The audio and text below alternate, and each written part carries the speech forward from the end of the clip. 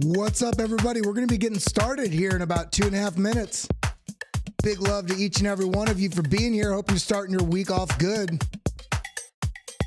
Bullish, bullish, bullish on everything that's happening this week, but that doesn't mean there's not going to be some chop. Hope you're all feeling good. Hope you're looking good. Let's see some of those emojis. Let's get some vibes going. Getting started here in just a moment. A little bit early today, baby.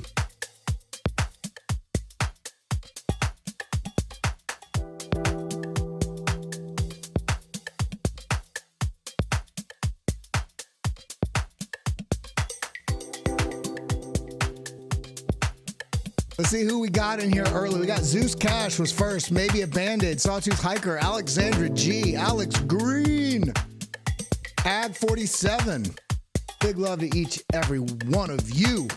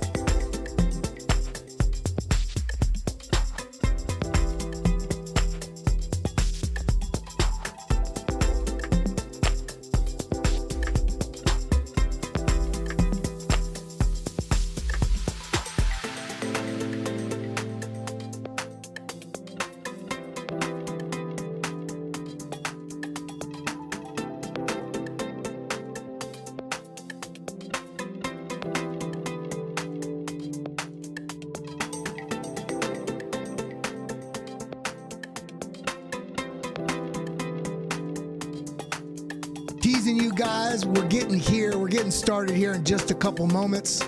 They're wrapping up on Discover Crypto. Hope you're all feeling good today. Let's get every one of you engaged in the chat. Make sure you hit that like button. We're going to be talking about these charts, ETF. Regardless of what happens with that, are you prepared? We got to talk about this, so I hope you're all feeling good because we got a lot to cover today. And yeah, let's get it.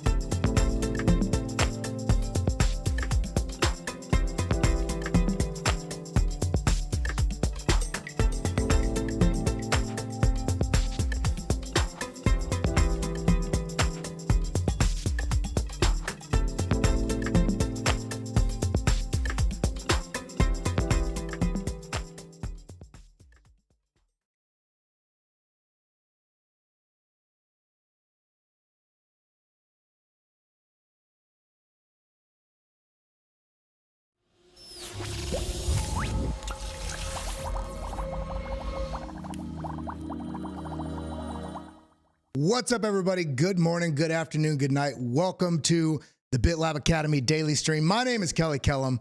How are you feeling today? Did you get some rest this weekend? By the way, where are you tuned in from? As you pile in here, let me know where you tuned in from, what you doing, how you feeling. Are you buying? Are you in a long right now? I don't mean something you bought at the bottom. I'm talking about are you trying to take any capitalization on any sort of leverage long, leverage short? What's your strategy right now pre-ETF? Are you sitting on the sidelines entirely, or do you have some positions that you've already been holding for some time and you're just waiting for the realization of that price action movement to the upside? Let me know what you're doing, what you're feeling. We got a lot to cover today. We got a bunch of charts we're going to be going over and a little bit of news that we got to cover. We got to talk a little bit about what's happening with Bitcoin as it's sitting here chopping around. I was in a little bit of a scalp long in this, somewhere in this region right here, was in, and then moved my stop loss into profit, and then ended up getting stopped out, which is completely okay. The question is, what are you doing in this market right now when it feels like everybody is waiting on this ETF?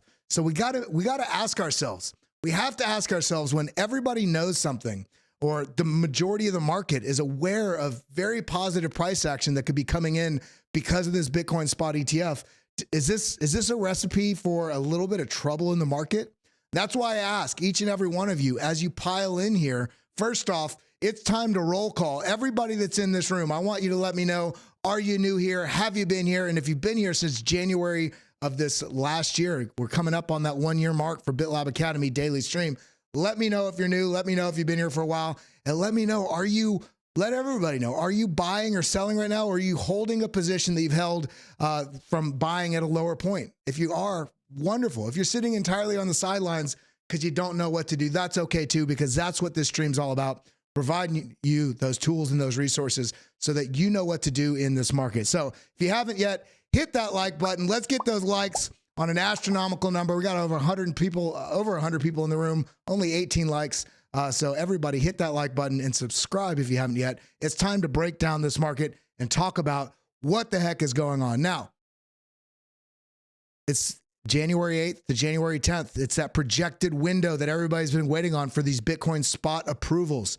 Does that mean it's imminently going to come and it guarantees up only? Absolutely not. And it also doesn't guarantee that these approvals will even come in. There's a potentiality that some things get delayed. Maybe ARK gets forced to delay with a guarantee that they're going to get an approval in March. Maybe all of them get denied. Maybe there's further comments. There's a lot of different things that can go on here, and that's what we want to talk about here so we can understand when we're looking at the price action. When we're looking at the price action of Bitcoin, if we come out on this and we look at Cardano, oh my God, it's crashing. Oh, remember up here last week when I was calling for opportunities to buy down at 47? Well, you know what? On Cardano, we got that opportunity. For those people that weren't just blindly bullish, they were able to take advantage of this price. Look at this, sub 47. We get down on a 1 hour time frame basis. We can see we had quite a bit of time in here. 1, 2, 3 3 candles down here, sub 50. If you had a strategy in place that didn't just say, I'm a bull, so I'm only looking at bullish scenarios, then you weren't able to take advantage of this. In fact, it's more likely if you had that bias that you were leveraged long up here, and you can see this price action right here where there's a lot of selling volume. Was it people just saying, I'm selling, I'm out? No. The open interest and the leveraged positions in derivatives in this market, a lot of these was people here that were ultimately far too bullish and leveraged long. We could see that from the funding fees that were in the crypto market around this time. And Bitcoin, it was I think it was the highest it had ever been, which signifies that the majority of the market was a little bit too frothy, a little bit too euphoric, saying it's absolutely going to go up. And when everybody says it's going to go up, that's when this happens. And it's not people selling because they don't have conviction. It's the price action getting pushed past a threshold, which then causes cascading liquidations or forced closures of longs, which means you have to sell in kind of what you bought. Yeah, if you're forced to close a long position in your 10x, 20x, 30x long, then that amount has to be sold in the opposite direction to close that position. So you get this very fast movement to the downside. So what does this show? Whether you're looking at Cardano, Phantom, AGIX, Quant, XRP, doesn't matter. Any asset is the same thing.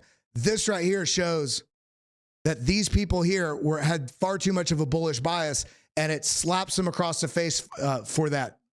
And we see where we're at right now. People are trying to buy these dips. And in this case right now, we're in a very precarious situation right now with where price action is, because everybody's waiting on the Bitcoin spot ETFs.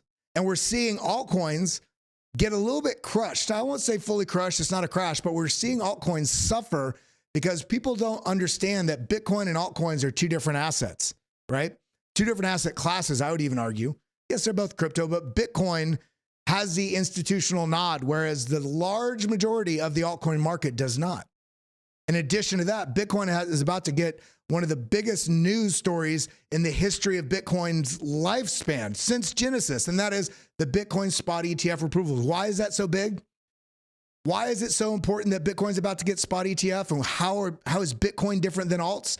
Because if Bitcoin gets this nod, this is an acceptance of the institutional space, the TradFi space, traditional finance, saying that this is an asset that not only can we participate, but we can participate in this asset outside of the crypto ecosystem, because they can buy from their traditional money managers. They can buy from their traditional stock trading spaces. They can buy it from somebody that they say, I trust BlackRock, but I don't trust crypto. And unfortunately, all of us that are in the crypto space, let me rephrase that. And unfortunately, the majority of people outside of the crypto space, they don't realize that by buying a spot Bitcoin ETF, and I'm not saying it's a bad thing, but it puts them in a position where not your keys, not your coins. Now, I think with BlackRock, it's going to be relatively safe. It's the largest asset manager in the history of the world. But what this means is that we're giving access to institutions that want to get Bitcoin on their balance sheet, and they don't want to go through an exchange or something like this, where they could be in a situation where that basically exposes them to risk that they don't want to be exposed to. But they're not taking into account, it's a different kind of risk when you're using an ETF and you're letting somebody else custody those tokens. You're getting an IOU for what it is you bought rather than owning it. But on the flip side, it is a registered financial product, which they're used to trusting those kind of things, because market managers and fund managers and retail, they don't trust crypto because of the Sam Bankman-Frieds, because of these other instances that we've seen, these failures we've seen in the space from mismanagement or even lack of management in the space. So the Bitcoin spot ETFs effectively give that capital flow avenue to the majority of the world that doesn't understand how actually easy it is to get involved in the crypto space. But it's a different thing. It's another step. This removes that step, and it's going to be a huge capital flow. But we have to understand, Bitcoin is different from the altcoin market. Bitcoin is an asset. In a way, it's its own asset class. Altcoins are somewhat riding that wave, but they're also disrupting all the different fields and sectors that they're involved in, whether it's oracles like Chainlink or layer one smart contract solutions like Ethereum and AVAX and Near protocol or Cardano. Now, while all these have incredible upside potential, it's not guaranteed. We still don't even know what the regulatory clarity is or if it will come in the next year to 2 to 5 years. I think it's very likely it's going to come, but there's no schedule of when, and there's no schedule, there's no hint as to what roadblocks are going to be along the way of those approvals or that regulatory framework that's going to come in. And as we see the biggest news in history about the launch regarding the Bitcoin spot ETF approvals, there's going to be some capital flow from this altcoin market to Bitcoin, hoping to ride that wave. This is why we see Bitcoin sit relatively in a consolidation stance right now, while altcoins are taking a bit of a dip. So we have to have healthy allocation of our portfolios and all this, and understand that if something is dipping and we're holding it for the bull run, we don't necessarily need to capitulate back and forth between stuff. Figure out what your plan is, figure out what your strategy is, and stick to it, and just make sure that you're doing reallocation and you're looking at how your portfolio is set up over this next month, over this next 3 months, over this next 6 months, as the winds in this crypto market are surely to be shifting around. So don't jump between moving cars just because something's moving and something else isn't. So we need to pay attention to that. So when we look back at this chart, we look at Cardano falling. We look at right here at Avalanche, huge downtrend here, right? We've talked about this a lot. And then not only that, if we get down here into the 2-hour time frame, we see, oh my God, it's falling. How could I have known? How could I have prepared? Well, coming here to BitLab Academy, you would understand that the chart itself was telegraphing that a down move was coming. A reversal from this upside trend that we're seeing here on the 2 hours. We also see it on the 8-hour, but we see this bull flag right here. Not only do we see a bull flag right here, we see basically a bull flag breakout, retest down, and then a move to the upside. Now here, everybody wants to, they're worried because it moved and they didn't get to capture this because they weren't prepared, they weren't in position, or maybe they didn't want to, they wanted the confirmed breakout. Great. But then on this move to the upside, some people wait and they buy up here and then they go, oh my God, when I buy, it goes down. Well, the chart was telegraphing that. We see the large impulses to the upside actually increasing. See this small push, see this larger push, see this larger push. And then what do we get after this? Increasing bullish momentum. And you can use this on any asset, by the way. So even if I'm not looking at an asset that you're holding in your portfolio, you can use these skills on any asset that is charted, which is assets that you can buy and trade and speculate on. But we see an increase in bullish momentum, and then from right here, let me get my little marker. So we have this increasing to the upside, right? Small push, larger push, larger push. And then immediately following that, now we also all of a sudden get a smaller push. Now it gets a little bit angled sideways. Now it gets a little bit further angled sideways. All of this creating this rounding top formation. If that wasn't enough, maybe you don't care about rounding tops, that's okay. But this large bullish increase to the upside, just moving quicker and quicker to the upside, starts to shift right here. And then as this plays out, you don't need to know what move is to take every second of the day. More often than not in this market, you're going to be looking for what is setting up so you can be ahead of the trend. And in this case, bullish increase and then bullish slowdown. So if a bulls are slowing down, that means the bears may be waking up. So you ask yourself, okay, what's going on in this chart? Are the bears waking up? Is there a potential reversal pattern forming? And in this case, look at this. We see a shoulder, head, and then on this move right here, okay, when we see a little bit of a support come in on this bounce, you don't just buy the bounce. You look at this and you see that there was a shift in trend from bullish expansion to more of a distribution top, meaning people are trying to move the market and they're getting out. They're pushing it up. They're pushing up higher. Now they're pushing it up less high. This is a head and shoulders pattern potential reversal. And this was telling you that likely move down was coming. And then beautiful. Look at this. We have the neckline right here. Let's go ahead and delete this. We do Option T or Alt T if you're on a PC. And so we have this neckline. That's a little ugly, but we can do it like that. So we have this wick, push up, wick, support, right? The head right here. So this is your left shoulder, head. And then this comes down, tests this, pushes up, very weak. Let's look at what that Fibonacci was from the top to that bottom. It pushes up just past the 382, a little bit under the 0.5. Doesn't even get to the golden pocket. This is telling me this is weak. This bounce can't even get up to the golden pocket. So on the push down to this level right here, if I'm on the 8 hour, I say, let me get in. Let me get in. Let's go ahead right here, Option V on this 8 hour candle. What do? We draw up our resolution, which means to go to a smaller time frame so we can see what the candle structure is telling us around, because we're trying to figure out how we can catch this breakdown. Now there's a caveat with this, because we don't just sell as soon as we break this. What do we want to do? We want the price action to come down, test this, break this, but that's not the move. It's to retest, flipping this previous support to resistance right here, and then it's on that move right there. So this is that perfectly. This was a beautiful breakdown that telegraphed it ahead of time, during, and through all of this. The chart was telling you what it wants to do so that you can be in position. If you're paying attention to the chart is telling you the high likelihood of what move is coming. So right here, we got negative money flow on the 8 hour. See how this is blue? This flips down to going negative money flow. So of course we get a little bit of a bounce here because the stochastic's all the way down. When this comes back up, we get a much lower high right here. And so on this breakdown, money flow is still negative. On this bounce to the upside, no new money was coming in. So this was also telling me this was coming into a failed move. And then the price action itself told me that when it came in less than the golden pocket sort of bounce up here when it was below the 0.5 fib. Now on the breakdown, let's get that smaller. Let's get that resolution. We're on the 8 hour. Let's go down to the 1 hour. Let's see what this is saying. So right here. So this was, look, I mean, such a fast move. So this fast move bought back up, comes in right here. And then what do we get? Push up, sell off, we can't hold. So this was telling you very clearly that this was a retest, and you could probably take a short somewhere in this region here for this to break down and come down here. So the chart is telling you if you let go of your bias. Let me say that again. If you let go of the bias you have for a direction you want the market to go, forget that. The market doesn't care what you want. In fact, if you want a certain thing, there's a high likelihood the majority of the other participants in the market want that too.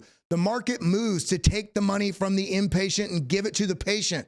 So if you look at the chart is telling you what setups are coming. The chart is telling you which direction it wants to go. If you listen to the data and stop looking at the price is irrelevant. The price only helps you pull the trigger on the entry or the exit, but it's the formation on the chart, the patterns, the support and resistances, where the data, the underlying strength and momentum and money flow are that give you those signals about where to pull the trigger. And the price on the side of the y-axis only tells you at what point you actually put in your order book on your exchange that you trade with, where to actually pull that trigger. So what do we do? Let's zoom out here. Let's talk a little bit about what's going on. Let's talk a little bit about what's going on and why these prices are doing what they're doing. We're going to go really quickly through this and we're going to jump right back into the charts. And before we do that, let me come over here. Let me see viewer activity. I know we need 12 more members and we get a new emoji. And maybe I'll do something special, private stream for the members this afternoon. But big love to all the members here. We got all these beakers on the side. I see a lot of you are filling up, which means you've been members for a couple, you're coming on a couple months. I think the next one up is a whole different color, circle background and all that kind of stuff. So they progress over time the longer you're a member. So shout out to everybody. Shout out to everybody here. We got 191 people in the room, 48 likes, each and every one of you. Hit that like button.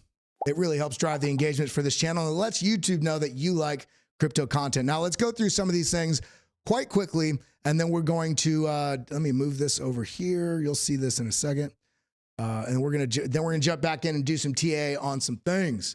By the way, if you guys want a great news source aggregator, this is one of the ones we use here at Discover Crypto and BitLab. I brought this to their attention. Newsnow.com. You just come over here to crypto. You can go between the different ones, and it aggregates news from so many different news sources. So you can just scroll through and see what piques your fancy. Now, what do we want to talk about right here? Let's look at the headline. Planned altcoin dump. Planned ? Altcoin dump ahead of the potential ETF approval. I think in terms of strategy, yes, it's planned, but let's see what they say here. The author expresses concern about the continuous altcoin dump and questions the silence surrounding the market behavior. I don't know why. I don't think there's silence around it. I think there's people out there trying to figure out what's going on. But then when you look at the data, you see capital flows and some people taking a little bit off of this higher risk as capital's flowing into Bitcoin. Brandon Butchery, welcome to being a BitLab Tech. Shout out to you. Welcome to being a member here. 52 more likes. Alexander G says, I guess, does that get us up to 100? A big love for you for that. It is a real world asset phenomenon. Okay. This speculation is that this trend will persist until the approval of the Bitcoin spot ETF. So now I'm curious what you all think. And Alex Green, if you're in the house, maybe drop a poll in here. Do you guys think that the altcoin market is going to pump alongside Bitcoin? Do you think the Bitcoin spot ETF, when that gets announced, that we're going to have an industry-wide pump? Or do you think Bitcoin is going to move for a bit as capital, the explosive capital flow and excitement's coming in? regardless of the Bitcoin spot flows. I'm talking about the speculative flow of people saying, let's get into Bitcoin before the market really moves. Do you think Bitcoin's going to leave altcoins in the dust for a little bit? Or do you think the whole market's going to pump? I'm curious what you guys have to say about that. Now, come over here. Some users in the comment section argue that this cycle is normal, is a normal aspect of market trading. I would agree with this. Here's the deal. Everybody wants to make believe that every bit of market movement that's happening right now is driven by the speculation around the Bitcoin spot ETF. But in truth, if you look historically where we're at in the market cycle for Bitcoin as it relates to the halving, this is exactly where we should be in the market in terms of price, in terms of where we're at relative to the lows, relative to the market highs. We're right on pace for where we should be, comparing the 2015, 2016 halving cycle, also the 2018, 2019 cycle. So is it the Bitcoin spot ETF that is driving where the price is at right now? I think it's a component of it, but it also has to do with where we're at in the market cycle. If you look only at the chart, you could explain a lot of what's going on just based on the structure in the chart and the battle between the bulls and the bears and the narrative of where the market should be. Now, the Bitcoin spot ETF is going to be a huge speculative windfall of money coming in terms of trying to ride the wave of what the Bitcoin spot ETF might mean, but it doesn't mean we're going to be having successive God candles on the weekly immediately and consistently following the Bitcoin spot ETF. In reality, we'll likely get a huge pump right after the Bitcoin spot ETF announcement, and then it's going to shock people. We're going to get a bit of a sell-off, I think, probably in March, coming down pre-halving, much like we've seen in all the previous halvings. Is it going to be as big in nature? Maybe not. But we still haven't had a very large drop pre-halving this cycle. And let's say we get up to 55,000, 58,000. That would make sense to get somewhere between a 30 and 35% pullback down to the $38,000 level. So let's stay vigilant. Let's not only ride our bullish bias and realize the market has structures it repeats over and over. So let's be patient. Let's use strategy and let's win in this market. Let's stop donating our money to stronger players. Let's have strategy. And if you want to learn more about this, head over to bitlabacademy.com. We break this all down, and make sure you're following us here on the BitLab YouTube so we can break this down together. That's what this is about. Now, 204 people in the room, 70 likes. Big love to each and every one of you. Let's go back to what we're talking about here.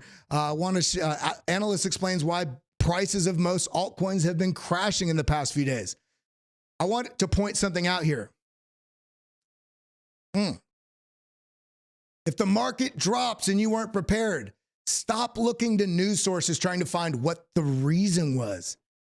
You can do that at some point, sure. But I want you to start looking at the charts. When you see prices drop and you realize that you're out of position, your strategy might have been flawed. Maybe you're starting to acknowledge you had a bias and you weren't accounting for other possibilities. Go to the chart of that asset that dropped. Zoom out. Go from the 1 hour to the 4 hour, to the daily, to the 3-day, to the weekly, and try to look at what the chart was telling you, regardless of what the news was. Start getting more in tune of the signals the price action itself is telegraphing to you if you're paying attention to it. All we're doing when we find news articles that explains why a drop happened is to give us some reasonable excuse as to why we lost money or why we weren't prepared. Let's look to the chart, figure out how to read the chart and fix our strategies. And then once we do that, then we can, okay, the chart was telling me this likely could have a pullback. Was there also some other news that pushed it over the edge in that direction? That's okay, but don't look only to the news for your investment thesis. That's not trading, that's not investing. So analyst explains why prices of most altcoins have been crashing in the past few days. What's their excuse? I don't know. Let's see. The current sell-off is a deleveraging on long-tail assets, which was expected with elevated funding rates and sentiment leaning towards euphoria. This is what I was just speaking about a moment ago. CME futures open interest has not moved. Institutions are still long Bitcoin into spot ETF approvals this week. Now, I want you to realize something right now. If you think you're going to open some leverage position just before the spot ETF and you're going to have some windfall of profits coming in pre-halving and maybe even post-halving. You're going to hold that. You're just going to hold a 30x all the way through the bull cycle. First, you need to understand that you don't just open a leverage position and leave it. That's not how things work.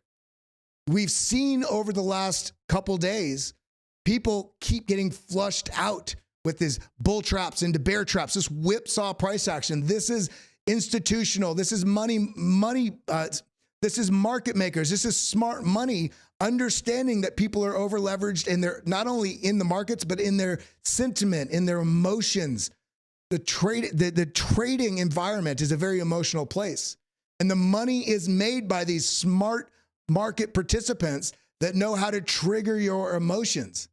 And in addition to that, if you do hold a long position open, you have to know that if you're on the side that everybody else is trading, you get charged a funding fee every 8 hours, which effectively also raises your liquidation level along the way if you're not adding to that position. So you need to understand how these mechanisms work before you just throw your entire portfolio in there thinking you're going to get rich because you're going to go 30x right before a Bitcoin spot ETF and now you're going to be a millionaire.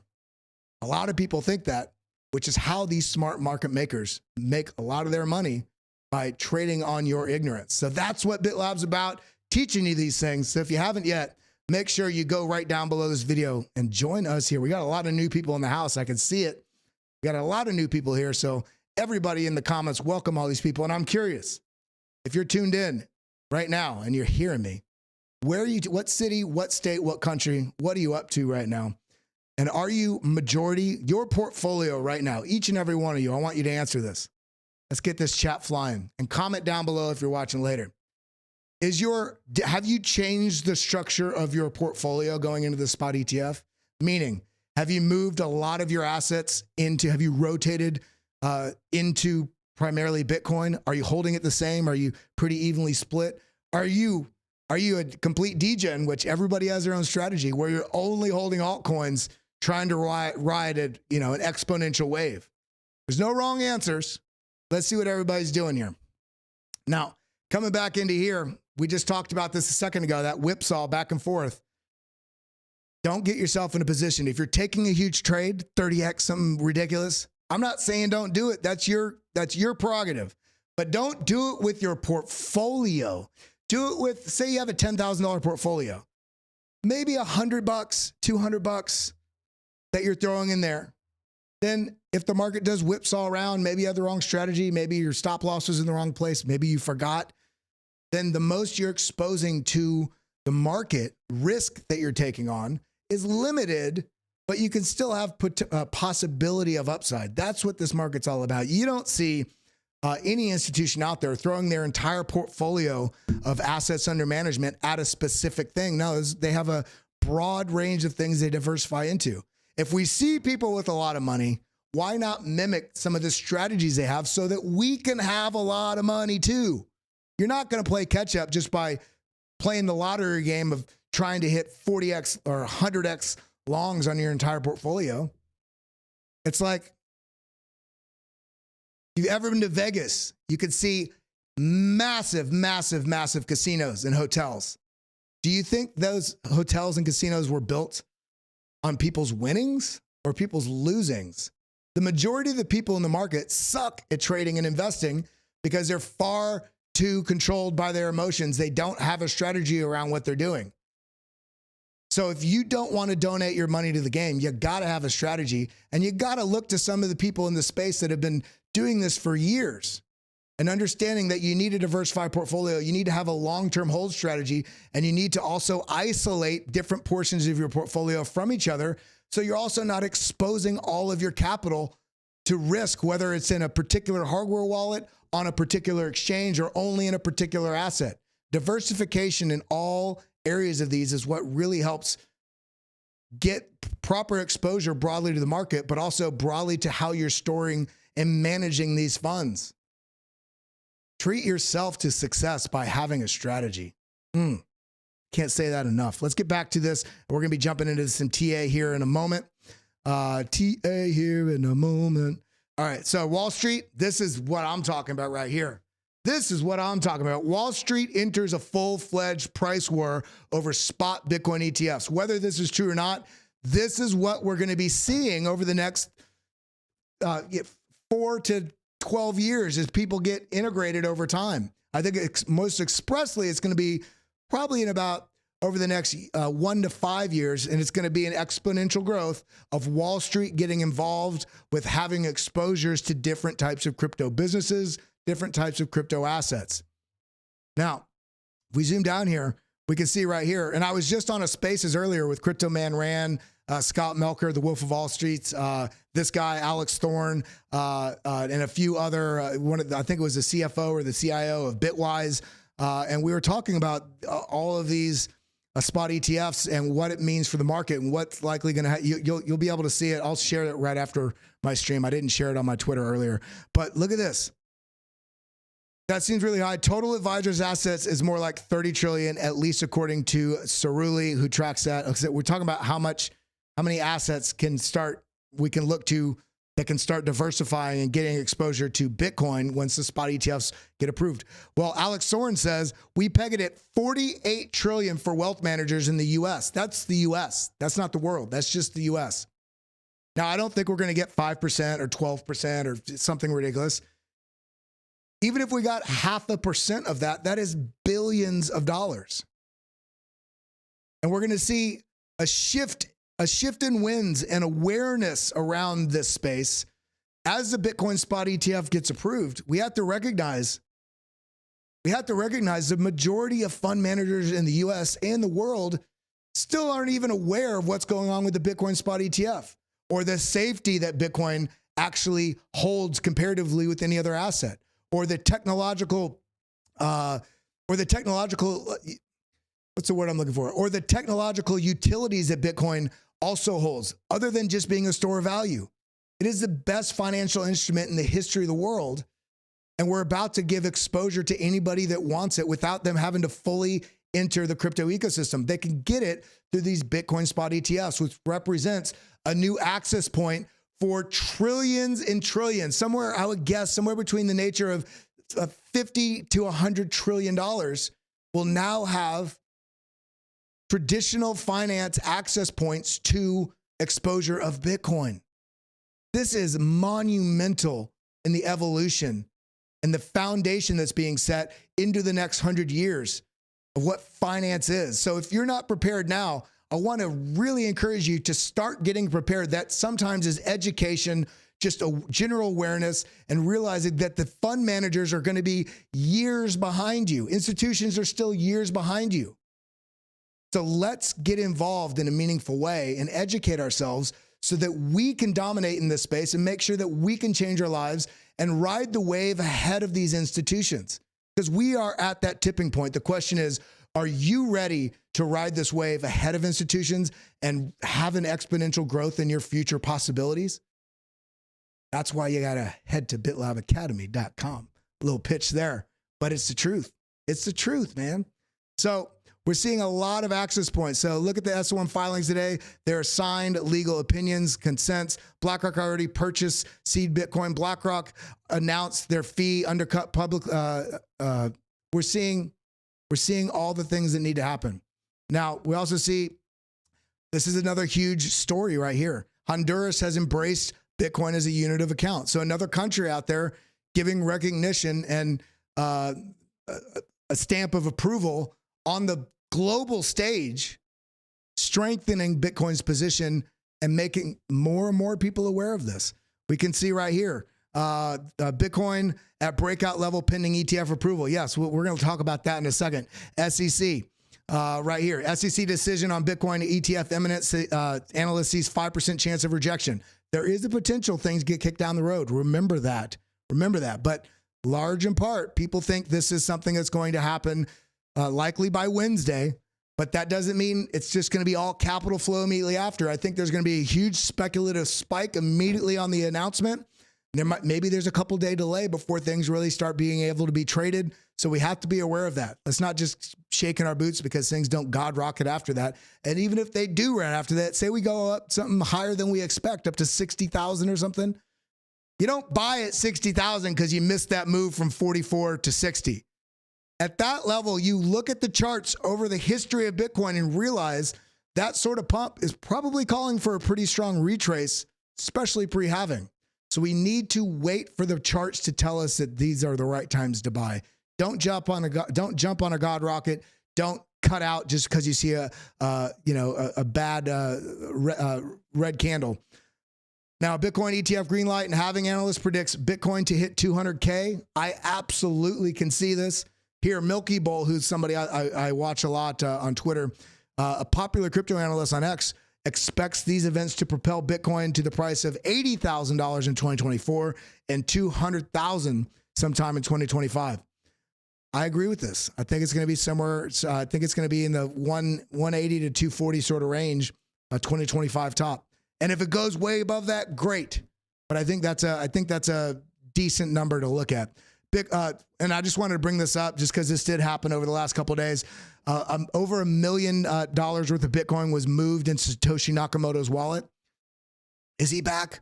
Well, remember, you can send to any wallet address. I don't need to know you to send money here. So in reality, I don't think it's Satoshi Nakamoto back. This is somebody effectively burning $1 million worth of over $1 million worth of Bitcoin, which I think is just phenomenal. We don't need to cover this. This is the fees.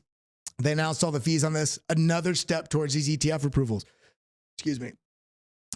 Gary Gensler posting things here about crypto and mostly directed at the rest of the market, not specifically Bitcoin, further indicating that they're along this path to be pushing a crypto approval out for Bitcoin. Because he's out here, it's like, okay, we're about to do this Bitcoin spot ETF approval. We got to make sure that Bitcoin is different from alts. And so this is a positive thing, I feel like, this sort of post. Now, coming over to where we're at right now, before we go any further, let's talk about some prices. Let's talk about what's going on. Let's talk about a potential pullback. I'm a bull. But by being a bull and being profitable over time, I've learned, let's look at what downside may bring. And this is bullish as hell to me. The short-term holder cost basis is now at nearly $37,000. This is marked. If we scroll down here, look at this. Turn all this off. Realized price, okay. 21-week moving average, 200-day moving average. So now we're looking at just the short-term holder cost basis. Another secret little trick I found in the charts, if you don't ever look at on-chain metrics, the 128-day moving average on the daily has historically mimicked fairly closely where the short-term holder cost basis is. And what we see is once we break out of the short-term holder cost basis at the bottom of the bear market, look at how much this has just acted as support, like a little trampoline, bouncing all the way up. Now, where we're at right now, look at this. We did break out above. We had a little deviation below here, but if we do get a pullback, let's look to the data on the chart that has historically been a pretty strong point, because what this means is if price action is below where the short-term holder cost basis is, then it will generally act as a resistance, because short-term holders, when it gets back near, this is basically the average price of all the coins held and moved, I should say, within the last 155 days. So this represents an average of where people will likely take profit, or get out of a position because it's back near where their entry was and they're scared. This is weak hands selling to strong holders until ultimately you have no more weak hands and you form a base similar to right here. And then once you break above this, now people, prices go up, it comes back down to that average rather than getting rejected by it. So similarly, when we see where we're at right now, we have the short-term holder cost basis at basically $37,000, the 21-week moving average at 33.5, and the 200-day moving average at 33. So this block, this region here, if prices do reverse at some point or something gets kicked down the road, I'm looking at this, even though I'm very bullish right now, as having long, basically limit order longs, stop limit order longs in these regions here to take advantage of if we do get a spill, which I think will be very short-lived. And I don't think it'll get down to these levels unless something very bad happens. like complete denial of ETFs or something. But yeah, this 37 to 35 sort of region for me is a great opportunity to take advantage of, so we can ride like this. You know, if this comes back down, boom, great buy opportunity, great buy opportunity, great buy opportunity, great buy. You see how you can use this in your strategy as this progresses further up? The higher this moves, the short-term holder cost basis will move with it. And if price comes back to it, it can give you, in a bull trend, an uptrend, it gives you a great opportunity to buy it if it does dip. Now, where we're at right now in terms of, where is it at? I want to look at the global liquidity. There's a little bit of a pause in the initiative of the underlying fuel. We did see this large spike in the global liquidity here, but this has sold off a little bit. I won't say sold off because it's global liquidity. It has pulled back a little bit. So I'm waiting to see what happens here, because this truly would be the perfect storm.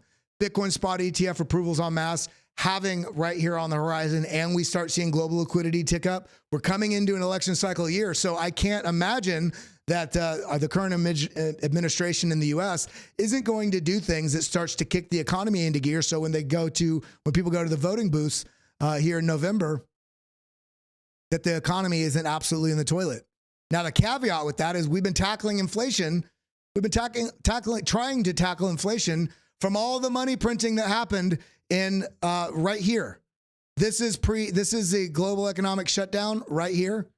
And look at this, right at this point on, look at this huge from 70 trillion roughly right here. Actually a little bit above that. We can actually see it right here. It's 76 trillion in global liquidity. And then you see this slight angle. And then when this happened, the economy shut down. The world had to stimulate things, which is all that money printing. And look at this huge increase here. And then a little bit of slowdown. This is everybody. This is them trying to tackle inflation. Another spike back up, trying to tackle inflation, you know, pulling the money out of the market, pressure on risk assets. But we're at a point right now where if we get all these things lined up, this is going to be terrible for the US dollar. But let's realize something. If money is printed in this year, which I can't think of why it wouldn't be, our government has completely botched their ability to manage monetary policy. But if money is printed, it is excellent for risk assets. It is terrible for the US dollar. But realize that Bitcoin was built on the thesis, on the idea that the fiat system is broken. So if things are terrible for the US dollar, it could be a huge, huge selling point for institutions, for people, for businesses, for governments to get involved in Bitcoin. And we will see that reflected in the price as well. So hang on to your shorts. Now, I think it's time. It's enough charts. Last little thing before we actually dive into the charts, just on a macro scale, look at where we're at. We're coming right into this sort of zone that we have previously several times. Alexander G gifting 5 memberships. Big love to you. Shout out. Shout out to you. Big love to you. We got Veterans Crypto, Jorge Rivera, Lars, Scott A, Mark. Mark Dutch. I'll call you out anyway. Big love to you, new members here. And yeah.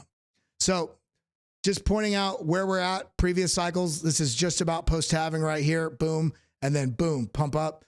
Pre-halving, global economic shutdown. The halving was about right here.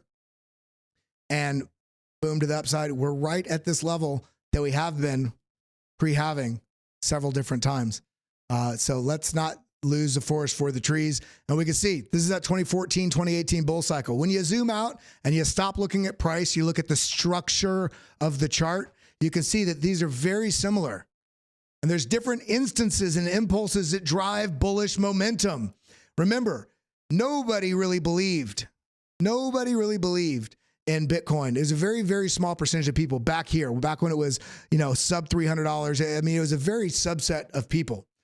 This cycle here, 2018 to 2021, this represented awareness coming into the, I don't want to call it legitimacy because I do think it's legitimized, but the awareness of the legitimacy of Bitcoin and the need for it starts to come in here. And also people are aware of the halving here. So there's a lot of speculation here, especially with crypto YouTubers and people in this space are like, oh, I want to catch this pre-halving, they're trying to front run the pre-halving pump only to get frothy, to sell off. And then we had the black swan here. But just look generally at this trend. All-time high, you kind of curve to the downside, market lows, a lot of consolidation here, and then we get the true bull post halving. So where we're at right now, look at this. We're kind of doing the same thing. So let's not get worried on small little price dips. Let's use them as opportunities. So coming back over here, let's look at what's going on. 45,213. We are pumping. We are, okay, we're on the 15-minute chart. Let's look, yeah, so look at this. Now, we are breaking this high right here, option J. We do have a wick high there. Let's come over here. Let's look at what's going on. Is there underlying? Yeah, so some people see this and they want to jump in so they can catch this before it runs away, only for it to do exactly what we're seeing right now, to chop around and then reverse, and you go, what happened? Well, you bought hope rather than buying strategy. Price action coming down. Look at this, created an order block. This dipped back into it. Now on this move to the upside, now we're breaking back above. So right about right here is where I would have gotten into this move. Right here, you're gonna realize there's gonna be a lot of traps, meaning price action pushes higher and people jump into this. You become exit liquidity for it to be reversed and come back down. Now this could push a lot higher. Maybe this pushes up to 46 or 48. But the point of the matter is, don't jump in because it's a green candle. Jump in because the structure is there for what you're looking for to enter a trade. Now we do have a bit of a W formation here, but this is also, if we just zoom out from this formation, we can also realize that this is chopping between, this is a bit of a boom, boom, boom, boom, boom, boom. You see this? So I'd like to see this push up. I personally wouldn't just be getting in this because this is pumping. I think there's going to be a lot of traps back and forth. Clear liquidity to the downside, clear liquidity to the upside, clear liquidity to the downside, clear liquidity to the upside. A very sticky situation right now, which is very different. Let me come back over here, which is very different. Make sure you're giving me a follow here at Kelly Kellam, Kelly, Kellam. You can see my information right there. I just say that because I want you to follow the right people. But we're looking for these trends. See how, like, this is pre-halving cycle. This is a full market cycle. Low, W formation, push up, retrace. So rise, retrace, rise, retrace, rise, retrace. Top, fall, retrace, fall. We create a new bottom somewhere near the previous lows. And then this is what we're really looking for right here. This strong trend that has rise, retrace, rise, retrace, rise, retrace, rise. We want to buy these dips. Where we're at right now, there's no telling about where a potential top could be. And we're still front running a little bit of this halving. Remember, I shared this in January of last year. And this, for the most part, minus having the two pump, the pump dump, minus having that, this has been spot on. Now, will we get a drop all the way from 50,000 if we hit 50,000 and get rejected? Will we get a drop all the way down into the $30,000 range? I don't know. I'm leaning more bullish now. I think more likely, if we look at this, let's go to the 3-day. I think what's more likely, this is a halving right there, okay? I think what's more likely is if this does push up, and here we go. If this, you sucker. If this does push up, let's go ahead and delete that, 44,600. That's the key level I was talking about that we broke. This previous range high, we've broke it, retested back down. Now we're attempting to break it again on a bull flag. This is very bullish, but we have this key macro golden pocket up here. So if we do push anywhere in this region, if we break this and push into the 53s, 55s, doesn't matter, or even get rejected anywhere in this region, I think there's going to be a pretty decent sized pullback. Remember, both previous halvings that we discuss all the time have seen a 40% or more pullback pre-halving. So what would that look like? If we go option F from the bottom, let's go up to, so right there. So golden pocket, the golden pocket to the golden pocket from all the way up here to the macro golden pocket. A retrace would represent $28,000. If we push up higher, let's say $55,000, The golden pocket would be 31,370. Now I want you to notice, look at where this golden pocket is. If we push up into this higher region that we were just talking about, this golden pocket would also be this previous range high as well as this order block, this green order block. You see this green order block right here? The BitLab trading stack automatically put this on the screen based on a lot of liquidity interest in the order books right at these price levels. Why would that be? It's also the previous range high. So in this case, if we do push up, break the golden pocket up into the $55,000 range, which I think is very likely, and then a stiff rejection, that would represent price coming down. If we come all the way to the golden pocket down to $31,000, $32,000, I think that we're actually going to get a little bit more underlying bullishness and prevent a drop all the way to this level. But I still have it marked out. I think what's more likely is if we do get a rejection from $53,000 to $55,000, that we come down. Remember, we have this massive level of support coming up all the way through here. So this means if this pushes up here and fairly, let's say into February, we get a drop down somewhere in this region here, this $35,000 to $37,000 range where we have an order block. It's front running a little bit this right here because there's going to be a lot of underlying lack of willingness to sell. So on a dip, pushing down into this level is a pretty substantial push down, and that would represent a break past the 382, which is at 40,500, and the 0.5 is right here at $36,000. So this is really where I'm looking for a strong possibility. Last really good possibility if, remember I'm saying if we do get that similar sort of pullback. Now, what would that represent in a drop percentage? That would be a 35% drop. Now, if there's a lot of bullishness, like people are just not willing to sell, then I could see potentially, $55,000 and then a retest down into this zone, this 382, all of this choppiness that's right in here, as well as the 382 Fibonacci. If remember, this is all contingent on 55 being the level. So we're going to have to adjust our strategy every day, but you got to mark things out on the chart and what you're seeing. Now, let's see. I want to go and look at a couple other things. Now, this is that level I was mentioning on the thumbnail, the key level broken, and that's when you're pushing up, consolidating. Now we break past this. Look at this. Out of this triangle, this is looking very bullish. This does not mean this is going to be green candle, green candle, green candle. Even if it is on this 3-day chart, within this, there's huge opportunity to get washed out of your trade because this doesn't just go straight up. If we look at this on the, for instance, the 6-hour, look at this. This was a break of that. You didn't see that on the 3-day chart. Break of that, came back to equilibrium, push up, washed out to the downside again, and then consolidation, and now we're only now pushing up again.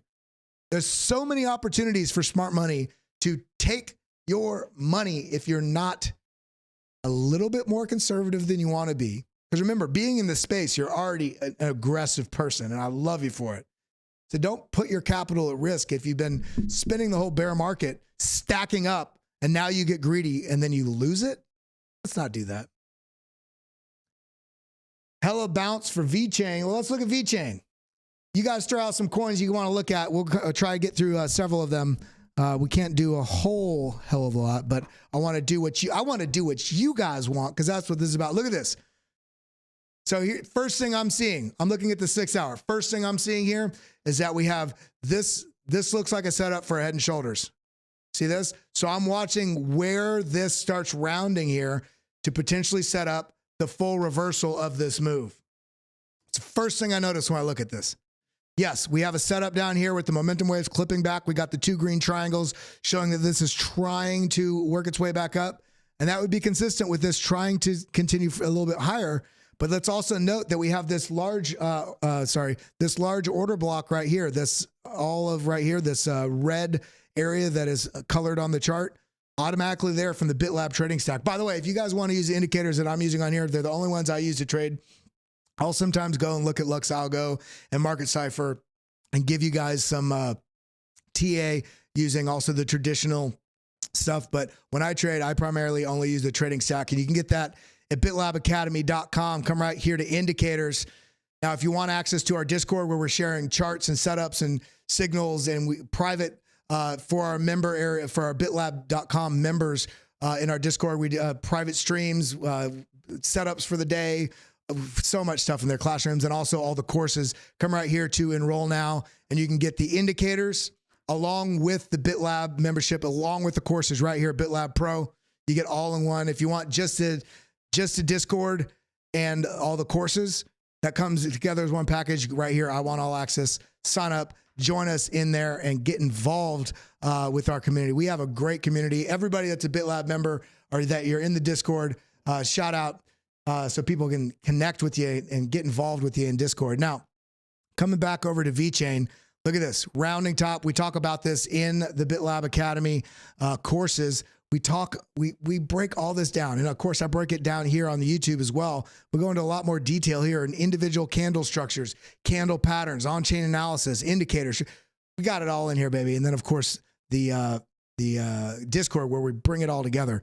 But this is looking a little weak. Look, we lost a trend signal line, rejection, and two bearish divergences right here, RSI and on-balance volume, and then drop. Now we're coming right back into the trend signal line as well as order block right here that we're going to have to watch. It doesn't mean it has to end up being a head and shoulders, but this is looking like it may be setting up for that.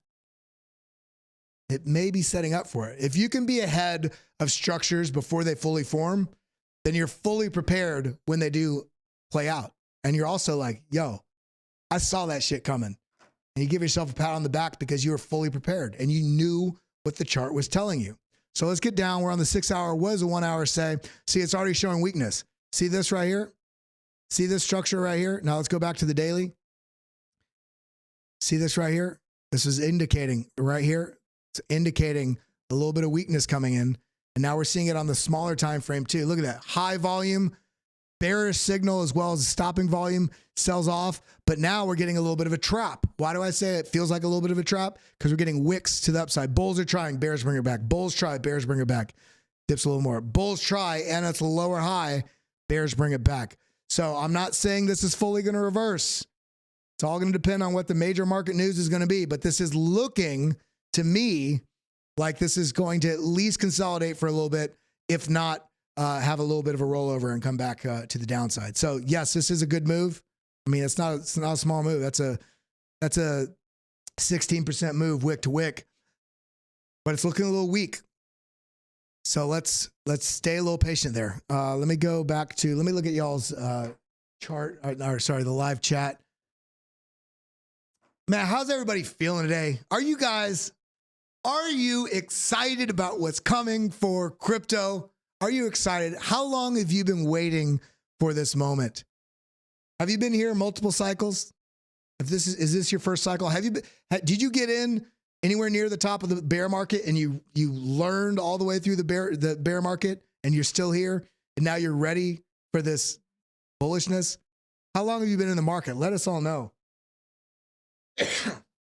All right, let's look at a couple more. Where's my Cardano? How you doing? We just talked about this. So this is, look at this. We got a little bit of a sell-off and we're coming back and look at where we're fighting. See these wicks to the downside and this choppiness right here? We're fighting right here with the previous range lows. Now, it doesn't mean it can't go up, but we're not able to push through this. So if we're able to break free of this zone right here, you can see where my cursor is, goes all the way across the screen. We're looking at the price action to the left. Now, the momentum has tried to work its way up, and we can see that because the momentum has taken us up. But we got stopping volume here, which is this yellow candle, part of the BitLab trading stack. So we got the BitLab Intelligence, the BitLab Volume, and the BitLab Trend Fuel. All three of these come in the BitLab trading stack.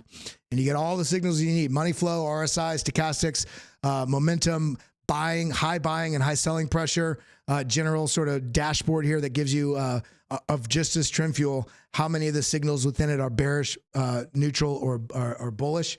And you can see this with this basically stoplight action, gives you an idea. Very quick look. But as it stands right now, although we pushed up, we're kind of leaning more bearish on the signals where we're at right here. We also have an order block directly above us here on the BitLab volume. So if we're not able to break above this, find some support and continue up, this is looking to me like it may chop in here for a little bit, maybe a little bit of a bull trap, and then likely test to the downside because momentum is rounding up, but the stochastics are are showing weakness as they're starting to angle down a bit. The only thing really on the bullish side here is on this 1 hour chart, RSI broke above the 50 line. Generally above 50, you're bullish. Generally below it, you're bearish. And it's kind of just holding itself right here. If we see this drop below the 50 line, that's also probably going to be represented with the price action coming down. Because as it looks right now, this looks a bit like it's forming an M formation here to test lower. But let's see how this all plays out. You never know with all the news stories that are tied to what's happening right now with the ETF. Markets can break completely opposite of the direction of the patterns shown right now because there's such forces of magnitude outside of just the narrative of what's in the chart. Does that make sense? So you have to be willing to pivot on a dime in times like these. So as it stands, if we just ignore the price action to the left, just ignore that price action to the left of it, that looks like a bull flag. So a lot of people are seeing that, but bull flags tend to break bullish. But this is why we always need to look at things in context. Yes, it is a bull flag, but it's a bull flag in a bearish trend. So this very well could be a test of this. See this right here? Oh. See where we're testing right now? Trend line, resistance, resistance, resistance. We're attempting to break it, but we need to see some closures above this before we consider that. And a break of this doesn't mean it's guaranteed to go up because we're in a downtrend and things are leaning more Bitcoin focused at the moment. So we got to trade smart right now. What is Ethereum looking like? All right, let's go to the 8 hour. Look at this, just chop, chop, chop, chop, chop, chop, chop, chop, chop, chop, chop, chop, chop, chop, chop, chop. Now look, break down, chop out to the downside, washing people out. Comes back up, rejected here at the BitLab Intelligence, part of the BitLab trading stack, getting rejected right here at the 20 and the EMA ribbon, dynamic resistance zone, breakdown, dynamic resistance zone, wash out to the downside, ends up being a spring, back up, and makes people commit long. And look, it can't break the trend signal line right here. So what's going to happen? Let's get down to the 24-minute. So yeah, it's bullish, but nothing's happened yet because we haven't taken out this level here, which is his previous range high. We're in a giant order block right now. People are waiting on the direction of what's happening. I would argue if you're going to trade right now between now and Wednesday or Thursday, when these ETF approvals may happen, remember it's still May. We don't know certainly. I would recommend doing a smaller portion, a smaller trading account. You should never be trading with your entire portfolio. Grabbing a position that you're holding, just because you buy doesn't mean you're trading. Just because you sell doesn't mean you're trading. Understanding what your time horizon is for that purchase determines whether or not it's a trade or an investment for some specific period of time. If you're trying to actively take a portion and go leverage on something, one, I wouldn't really recommend that in the current moment, unless you know what you're doing, because we are going to see a lot of chop. I mean, look at all this chopping. This is just chopping people out. But the BitLab trading stack's been calling these dips just before this move. 5, 6 bullish divergences right here. Look at that. Now, look at where we're at. Look at where this is starting to round. Why is it rounding here? Let's look left. Look at all these lows that came in this region. There. See these lows here? And you also see the wicks coming down and touching. But then we also have these lows, these candle body lows. And look at where the price action is rounded. Right as it, look at this, right when it touched that, came up and touched that. So this is indicating to me there's still uncertainty about what's happening. And I think we're going to see some of this with some probably big moves as there's some big, I don't want to call it manipulations, but narrative shaping movements in the market. Some big buys, some big sells, some big orders that are in the order books that show a lot of support or a lot of resistance, all of a sudden taken out. And then whether you see it or not, other people will see it with bigger players, and they go, oh, and then they think it changes the dynamic. Something's coming. So then everybody makes purchases, and only to have those order put right back in. There's going to be a lot of changes to these order books over the next couple of days. It's going to influence a lot of people and a lot of news stories around a lot of stuff here. So let's stay patient. Algorand. It looks, I mean, very similar. Pretty strong move to the downside. That's a 24-minute. So a lot of these have been showing some reversal features. Distribution top, almost like a Bart Simpson. Now look, goes right up to the trend signal line. Gets rejected. What does Atom look like? I haven't looked at Atom in a while. Atom. I mean, all these looking the same. Now look at this. Not quite a head and shoulders, but very similar in structure. Impulse up, wash out to the downside. Impulse up, triple top, boom. Wash out to the downside. Inverted head and shoulders. See this right here? Attempt down, push back up. Deeper attempt down with the candle bodies, push back up. Smaller attempt. So this is an increasing narrative to a decreasing narrative for the bears. And then what do we get? Option T. We get the trend line like that. And then we measure from the neckline to the base of the head.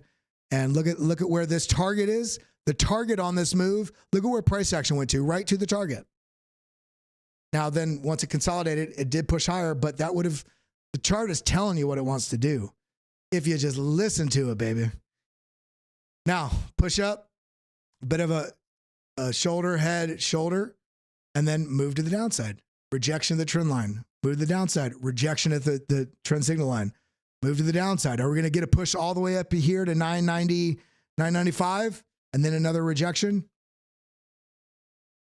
Things are setting up for uncertainty right now, and they're taking advantage of the positive sentiment in the market. Same thing here. Look at this rounding nature. M formation. Boom. Push down, up, rejection. Up, rejection. Where is this up going to come into? We're going to get all the way up to 36, where we have an order block directly above our head and the trend signal line, and then another rejection.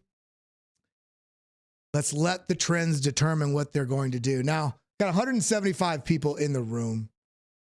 How many likes we got in here? Let's see. I can't see for some reason. It doesn't show. I got to make this bigger. 130 likes. We got a lot of likes on this one today. We got a lot of new people in the house. Big love to each and every one of you. If you were new here, welcome to the BitLab community. It's all positive, sharing life stories. Sometimes I'll sing you a song and play the guitar.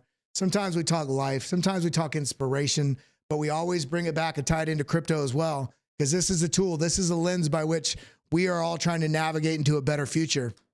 But that doesn't discount how many other hugely, and sometimes in most cases, more important things there are out there in life. Our friends, our family, our health, the way we feel about ourselves, the life balance. Yes, this time is exciting, but don't ignore your friends, your family, your wife, your husband, your boyfriend, your dog, just because you're excited about what's happening in the market right now. In fact, you may be blinded by what's going on in the market if you're only looking at it. Take a step back. Get outside. Get some sun on your face. Feel love. Find gratitude. Give love. Give gratitude. Let's drive this space forward with positive connection, with positive community, and I'll see you all in the Discord this afternoon. I'm going to be chatting, saying what's up, and maybe sharing some stuff there with you as well. I love you all. I appreciate you. Haven't yet? If you haven't yet, make sure you head over to bitlabacademy.com. Join us here. We got so much going on in the Discord. Joshua Jake's sharing in there. We're going to be doing, he's doing classroom sections, I think, starting next week. TA Tim, TJ's in there. DZ's in there. I'm in there. John Dalton's in there. Incredible pro trader. Corduroy sharing great stuff. And so many of you members that are here in the stream right now. So I love you guys. I appreciate you. That's all I got for today. If you haven't yet, hit that like button, hit the subscribe button, ding the bell, join us in this community. Drop a comment down below. Where do you think, now this is going to be exciting. You could drop it in the live chat as well. Where do you think price is going to be on this weekly close? Do you think it's going to be above 50, below it? Or do you think we're breaking back down below 40? Let me know. I love you guys. That's all I got. Adios. Adios, muchachos. Thank you for coming. Thank you for always tuning in. Check out bitlabacademy.com. Hit that like button, sucker. Join us in our community. Positive, inspiration, crypto, tools, resources, everything you need to dominate in this space. Adios, suckers.